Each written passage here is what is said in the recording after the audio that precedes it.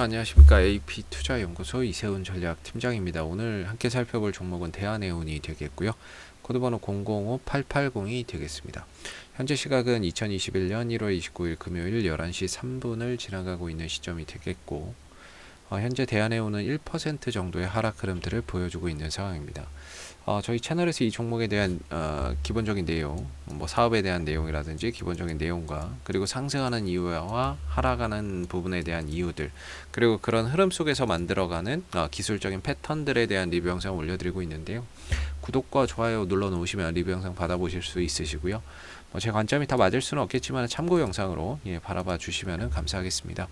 자, 이 회사 해상화물 운송 산업을 영위하는 업체이고요. 주력으로는 이제 벌크선이 주력 선사다라고 보시면 될 것 같습니다. 벌크선이라고 하는 거는 철광석이나 석탄 같은 거 따로 포장이 필요 없는 그런 이제 원재료를 실어다가 날라주고 하역하는 그런 이제 배를 이제 벌크선이라고 하고요. 곡물이나 이런 것들이 있겠죠. 그리고 이제 뭐 LNG선, 천연가스가 되겠고, 탱커선, 원유나 뭐 석유 제품이 되겠고, 컨테이너선은 뭐 말 그대로 컨테이너선을 말하는 겁니다.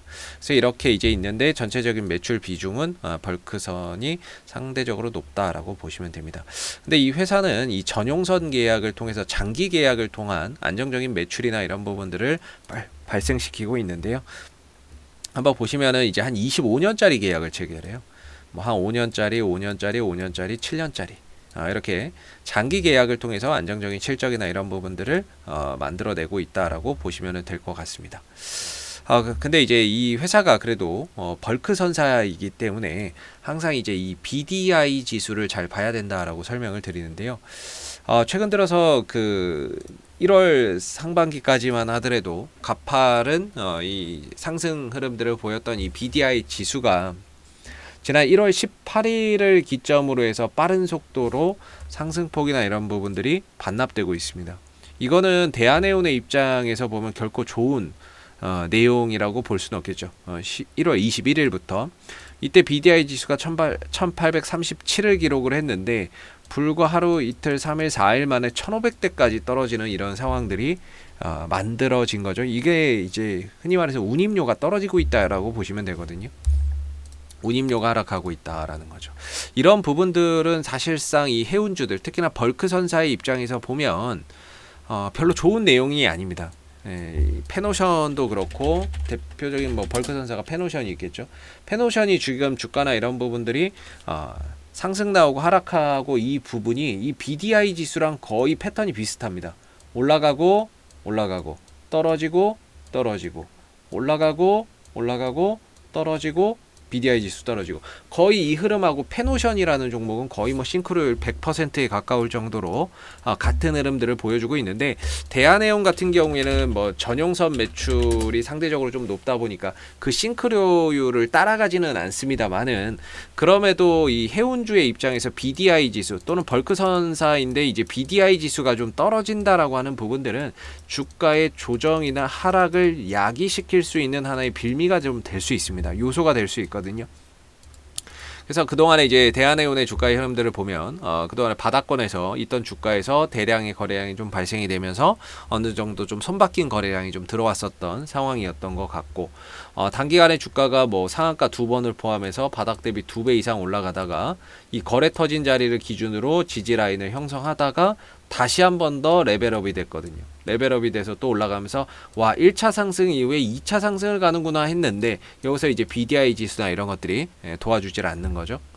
그러다가 조정을 보이다가 갑자기 또 BDI 지수가 잠깐 올라가는 요 시점에 아마 반등이 나오지 않았나 싶거든요. 요 시점에 또 다시 반등이 나왔고 그 이후로는 뭐 줄곧 하향 곡선을 좀 타고 있는 그런 이제 모습인 거죠.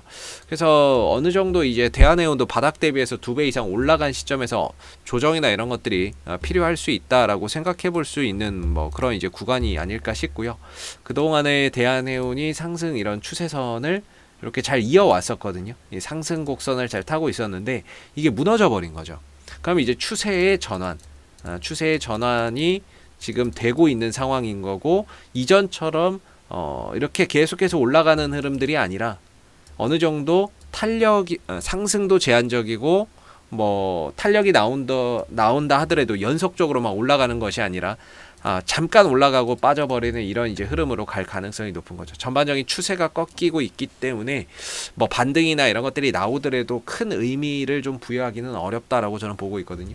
그래서 이미 뭐 대한해운은 상승 추세는 진작에 깨져버리는 상황들이 됐고요. 그리고 나서는 이제 박스권의 흐름으로 가고 있습니다. 근데 사실 이 박스권도 좀 위태위태해 보입니다. 뭐 한 위로는 최대 4,000원, 아래로는 3,150원에서 3,100원대 이 정도의 이제 지지 라인이 있다라고 보고 있거든요. 그래서 지난번에도 이 구간에서 반등을 한번 줬고 이번에도 또 내려오는데 오늘 좀 꼬리를 달고 있어요. 꼬리를 좀 달고 있는데 사실 뭐 여기서 이제 매수세가 강하게 들어온다라고 볼 만한 건 없습니다. 여기서 이제 꼬리를 달았거든요. 3,150원 정도. 아까 말씀드린 가격이 3,150원하고 3,100원 정도라고 말씀드렸는데요. 요 정도가 지금 단기적인 지지 라인인데 여기서 꼬리를 달긴 달았어요. 꼬리를 달았는데 중요한 거는 여기서 뭔가 매수세가 들어오질 않아요. 그럼 이제 왜 올라갔느냐? 말 그대로 이제 여기 내려오다가 한번 지켜질 만한 자리니까 여기서 이제 단순하게 그냥 기술적 반등이 나왔다. 이렇게 봐야 될 거고 여기서 뭔가 매수세가 들어오면서 강하게 끌어올렸던 것이 아니라는 거죠. 그리고 요 국면에 뭐가 올라왔냐면 시장이 올라왔거든요. 오늘 시장이 이제 쭉 빠지다가 반등 나오는 시점에 정확히 대한해운도 좀 올라간 거죠. 그래서 뭔가 이 대한해운을 좋게 보고 들어온 매수세가 있었다 또는 저 가격을 지키겠다는 의지에 의해서 매수세가 강하게 들어온 것이 아니라 시장이 올라가면서 거기서 이제 자연스럽게 대한해운이 회복된 거죠. 그렇다는 거는 만약에 시장이 다시 밀려버리면 그렇죠. 이 상승폭을 반납하는 상황들이 올 수 있다라는 이야기가 되는 거죠.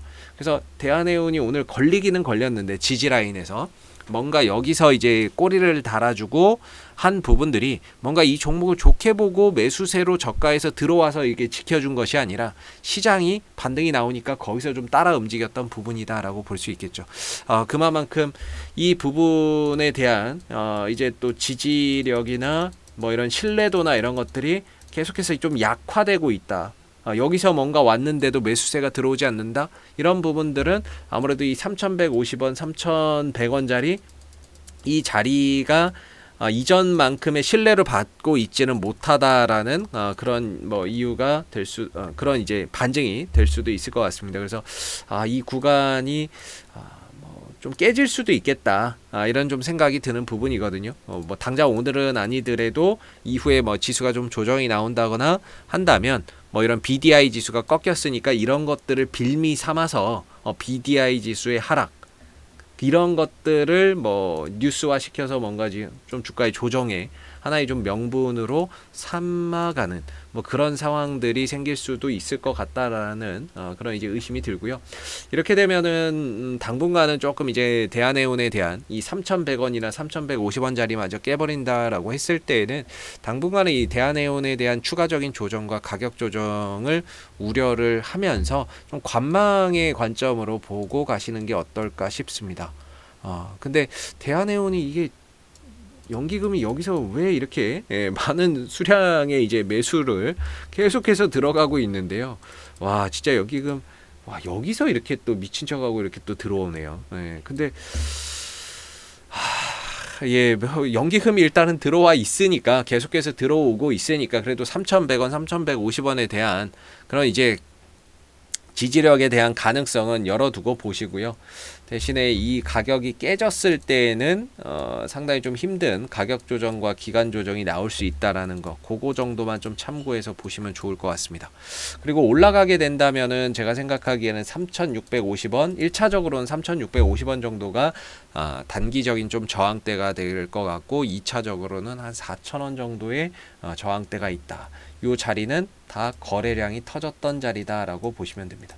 거래량이 발생됐던 자리이기 때문에 올라갔을 때는 좀 부딪힐 가능성을 열어두고 볼 수 있겠죠.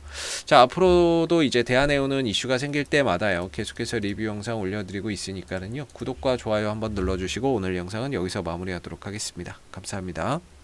그리고 무료 추천 종목을 매일매일 드리고 있습니다. 네이버에서 AP투자연구소를 검색하시게 되면 웹사이트 상단에 AP투자연구소 홈페이지 링크가 나옵니다.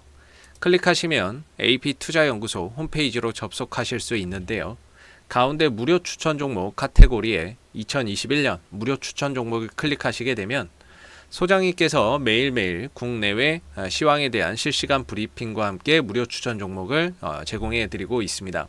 하나 눌러서 들어가 보게 되면 댓글 리딩은 아침 7시 39분에 시작이 되었고요. 그리고 무료 추천 종목을 보시기 전에 꼭 읽어보세요도 참고해서 읽어보시면 좋을 것 같습니다.